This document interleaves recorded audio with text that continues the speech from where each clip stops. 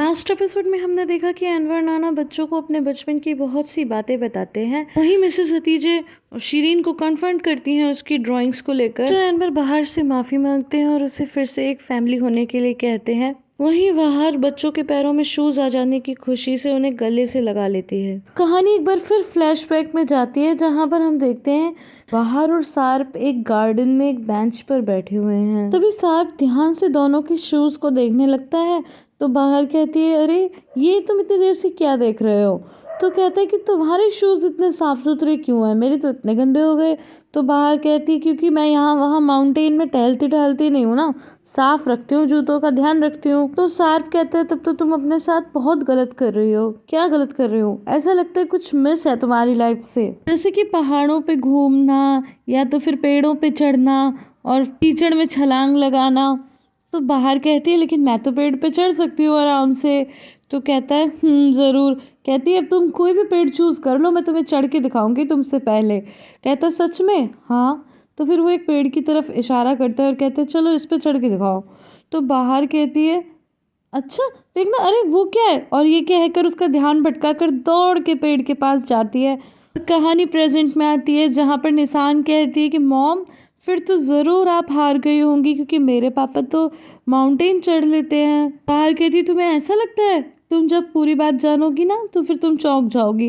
लेकिन इसी बीच हम देखते हैं कि निशान कुछ अजीब तरीके से चल रही होती है और ये बात डोरुक भी नोटिस कर लेता है। हम देखते हैं कि बाहर पेड़ पर चढ़ चुकी है और हंस रही है।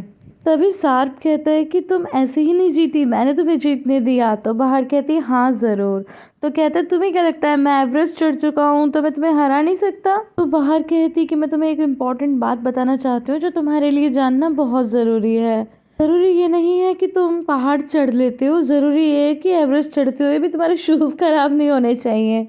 फिर सार्प कहता है कि फिर तो मैं भी तुम्हें एक इम्पॉर्टेंट बात बताना चाहता हूँ कि ज़रूरी ये नहीं है कि आप जीत गए। और इसके बाद वो बाहर को किस करके कहता है कि ज़रूरी है पुराने जूतों के साथ एक प्यारी सी लड़की को किस करना। निशान कहती है कि मॉम, आप पापा को कैसे हरा सकती हो?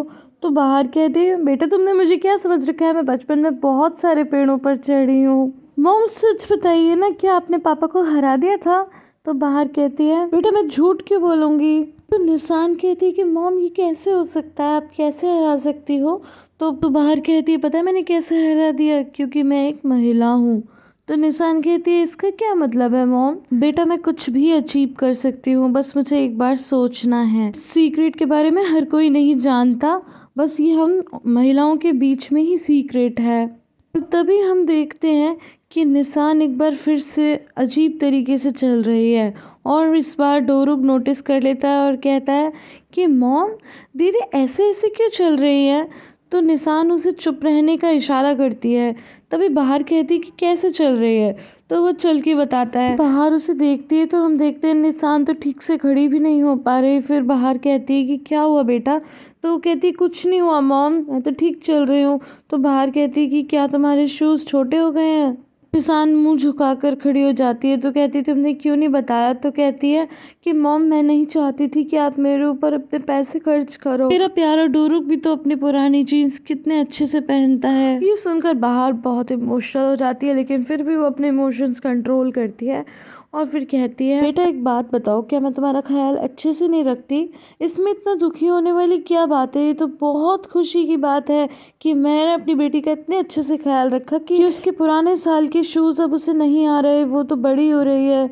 ग्रो अप होना तो बहुत ही खुशी की बात है। सुनकर निशान तो बहुत खुश हो जाती है, बाहर उसे किस करती है। फिर कहती है कि मॉम अब हम क्या करेंगे?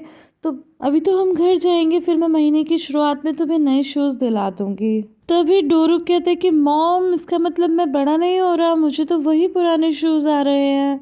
ये सुनकर बाहर हंसने लगती है और कहती है कि नहीं, तुम्हें याद नहीं है, पिछले साल ही हमने तुम्हारा एक नंबर बड़ा शूज़ ले लिया था, इसलिए तुम्हें फिट हो रहा है। और इसके साथ ये एपिसोड यहीं पे खत्म हो जाता है। गाइस, आई होप आपको ये वीडियो पसंद आई होगी। अगर पसंद आई है तो इसे लाइक, शेयर एंड कमेंट करना बिल्कुल भी ना भूलें। फिर मिलती हूँ अगली वीडियो में, तब तक के लिए bye bye and take care.